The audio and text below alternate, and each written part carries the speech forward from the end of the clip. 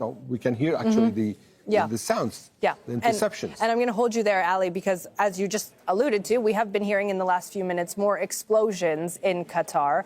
I want to show you some of the latest pictures that we have that show some smoke rising over the capital of Doha. You can hear them again. I'm not sure if you could hear that. So let's cross over now to Zain Basravi, who is live for us in Doha. Zain, can you tell me what you've been seeing where you are?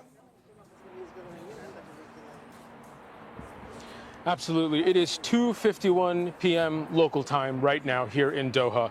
Between around 2 or 2:15 p.m., we observed at least 2 rounds of interceptions of missiles. So multiple explosions, about 3 or 4 at a time in the skies over the city.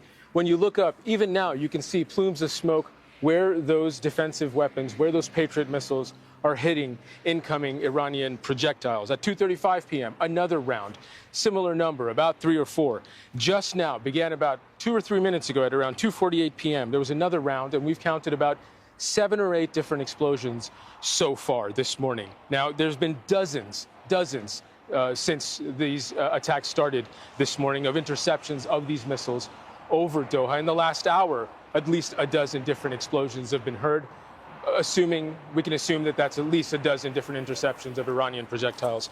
These interceptions, it has to be said, are happening over civilian populated areas. They're happening in parts of Doha around Al Udeid Air Base as the Iranians try to strike that U.S. airbase, as they try to strike CENTCOM headquarters. But these interceptions are happening around civilian areas. The last time that Iran tried to hit Al Udeid in June of last year, we saw debris falling onto people's yards, on side streets, people posting videos showing parts of missiles and rockets.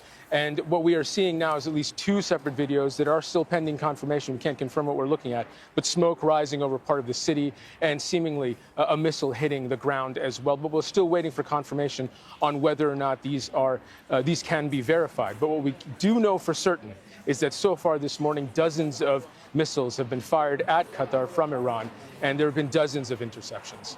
Okay, Zain, thank you very much. Let's bring back in our chief U.S. correspondent, Alan Fisher, now. So, Alan, Donald Trump's statement seems to be